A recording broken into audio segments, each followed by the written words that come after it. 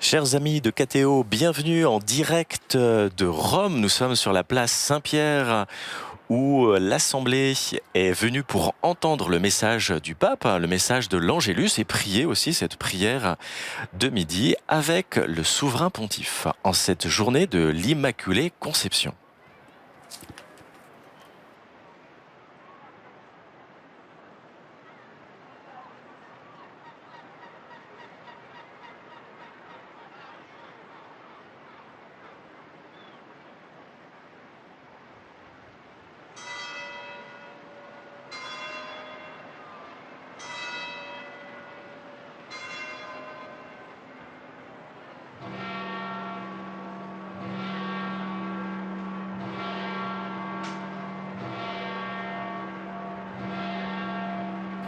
Nous entendons donc les 12 coups de midi qui signalent justement l'heure à laquelle devrait apparaître le pape François de ce balcon où il va s'adresser donc à toute l'Assemblée et à toute la foule qui est venue sous ce beau soleil romain.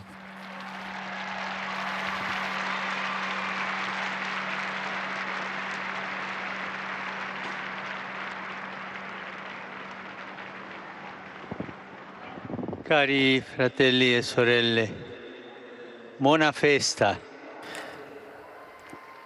Chers fidèles, bonne fête. Le letture dell'odierna solennità dell'Immacolata Concezione.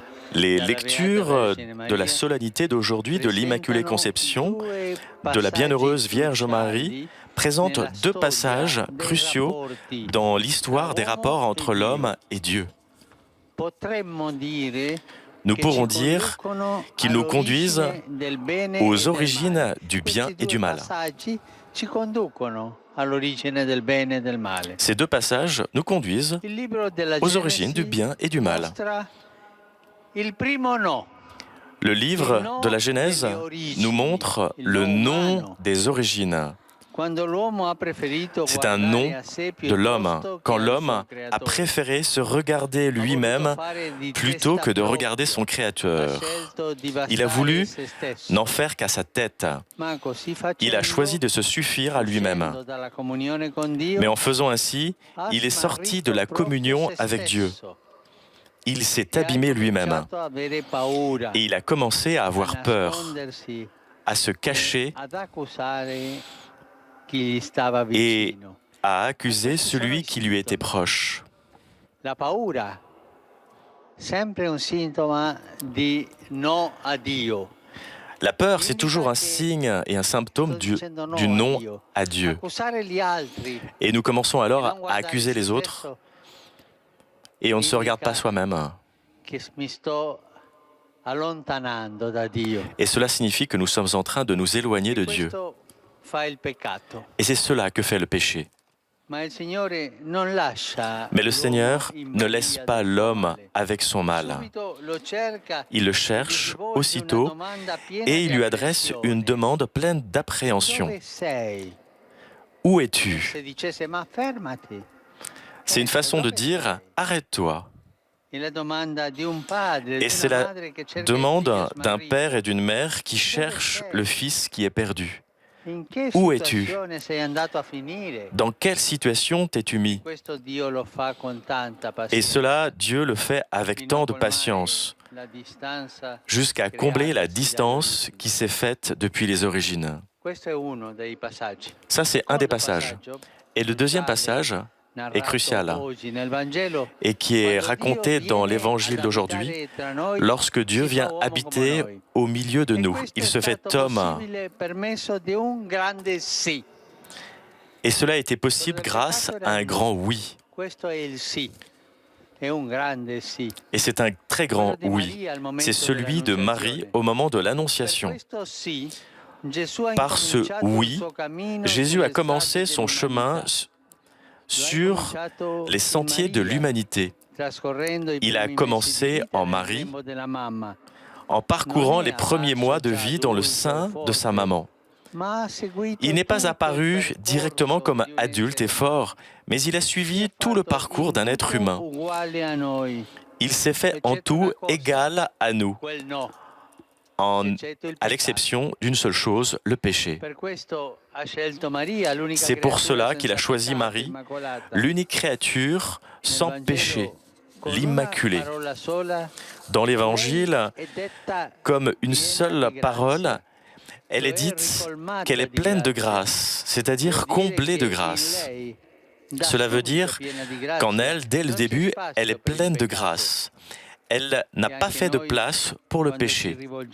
Et même nous, quand nous nous adressons à elle, nous la reconnaissons. Et nous reconnaissons cette beauté. Nous l'invoquons pleine de grâce, car elle est sans l'ombre du mal.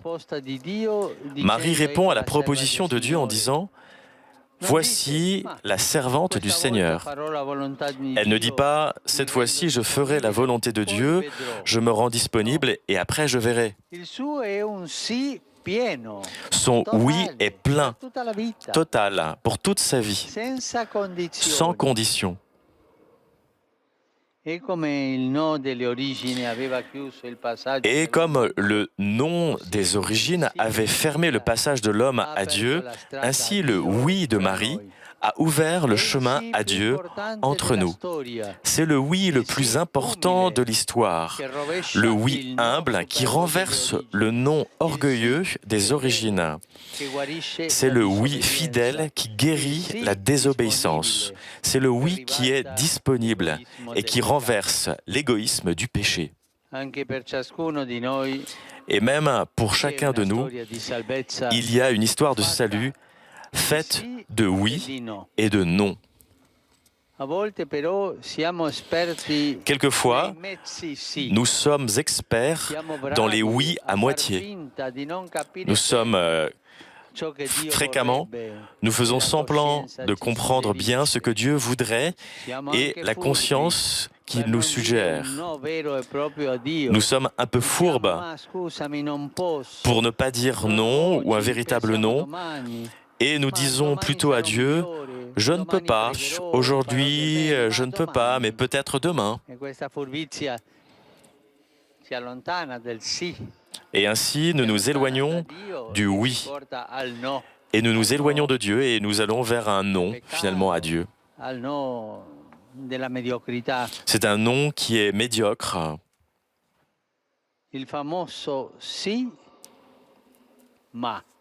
C'est souvent ce qu'on dit « oui, mais ». Oui, Seigneur, mais. Ainsi, nous fermons la porte au bien. Et le mal profite de ces oui qui sont finalement, qui ne sont pas prononcés. Et souvent, nous avons une belle collection de oui à moitié, des oui qui ne s'engagent pas. En revanche, chaque oui plein à Dieu donne l'origine à une histoire nouvelle. Dire oui à Dieu est vraiment original. Et ce n'est pas le péché qui l'est. Le péché nous rend de plus en plus vieux à l'intérieur. Chaque oui à Dieu commence des nouvelles histoires de salut pour nous et pour les autres. Comme l'a fait Marie avec son propre oui. Avec ce chemin d'avant, Dieu désire nous visiter et il attend notre oui. Aujourd'hui, quel oui dois-je dire à Dieu?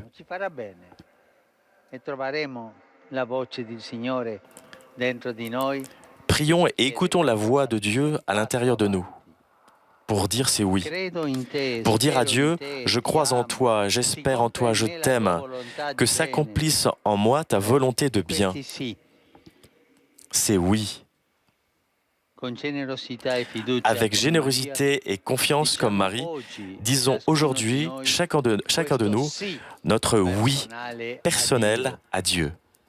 Angelus Domini nunciavit Mariae. Concepit Spiritus Sancto. Ave Maria, gratia plena, Dominus tecum, benedicta tui mulieribus, et benedictus fructus ventris tui, Iesus. Sancta Maria, Mater Dei, ora pro nobis peccatoribus, nunc et in hora mortis nostre. Amen. Ecce ancilla Domini. Fiat mi secundum verbum tuo. Ave Maria, gratia plena, Dominus tecum, benedicta tui mulieribus et benedictus fructus ventris tui, Iesus. Sancta Maria, Mater Dei, ora pro nobis peccatoribus, nunc et in hora mortis nostre. Amen. Et verbum caro factum est. Et habitavit in nobis. Ave Maria, gratia plena, Dominus tecum, benedicta tui mulieribus et benedictus fructus ventris tui, Iesus. Sancta Maria, Mater Dei, ora pro nobis peccatoribus, nunc et in hora mortis nostre. Amen. Ora pro nobis, Santa Dei Genitrix. Digni ficiamur promissionibus Christi. Gratiam Tuam quae sumus Domine mentibus nostris infunde, ut que angelo nuntiante Christi Filii Tui incarnationem coniovimus, per passionem eius et crucem, a resurrectionis gloriam perducamur. Preundem Christum Dominum nostrum. Amen. Gloria Patri et Filii et Spiritui Sancto. Sicut erat in principio et nunc et semper et in saecula saeculorum. Amen. Gloria Patri et Filii et Spiritui Sancto. Sicut erat in principio et nunc et semper et in saecula saeculorum. Amen. Gloria Patri et Filii et Spiritui Sancto. In principio et nunc et semper et in saecula saeculorum. Amen. Pro fidelibus defuntis, requiem aeternibus dona eis Domine. Lux perpetuum certes. Requiescant in libus pace. Amen. Libus in nomen Domini benedictum. Ex hoc nunc et usque in saeculum. Aiutorium nostrum in nomine Domini. Qui fecit caelum et terram. Benedicat vos, omnipotens Deus, Pater, et Filius, et Spiritus Sanctus. Amen. Amen.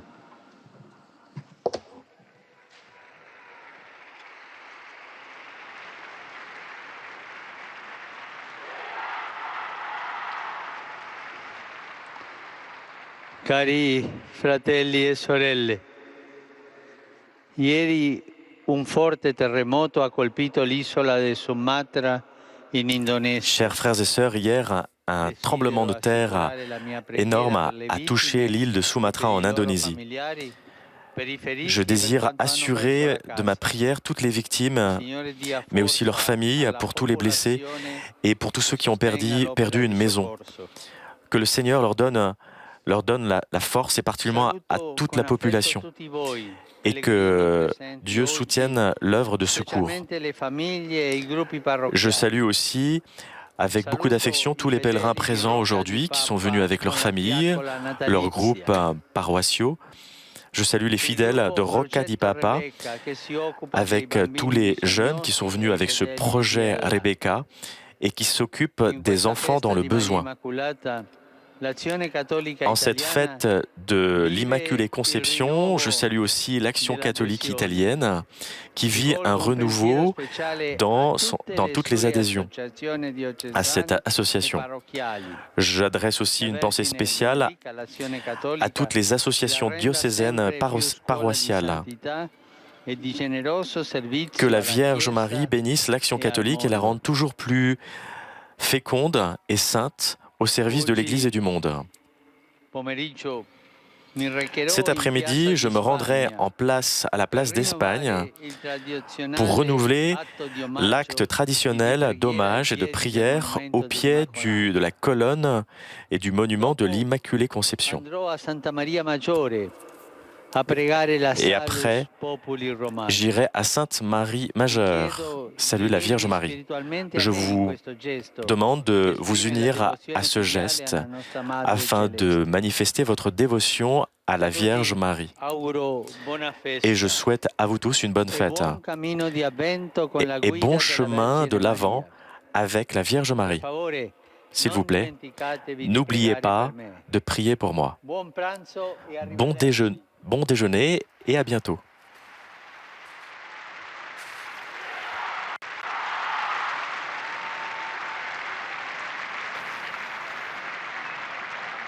Aujourd'hui, le pape invitait justement les chrétiens et les personnes de bonne volonté à dire leur oui total à Dieu et ne pas dire des oui à moitié pour ne pas imiter le nom des origines. Il s'agit de dire oui à Dieu pour servir Dieu. Je vous souhaite une bonne continuation sur KTO. Un grand merci pour tous ceux qui nous ont permis de réaliser cette émission. Nous nous retrouvons tout à l'heure en direct de Rome à 16h pour suivre le pape qui va justement honorer et prier la Vierge Marie en cette solennité de l'Immaculée Conception. À tout à l'heure.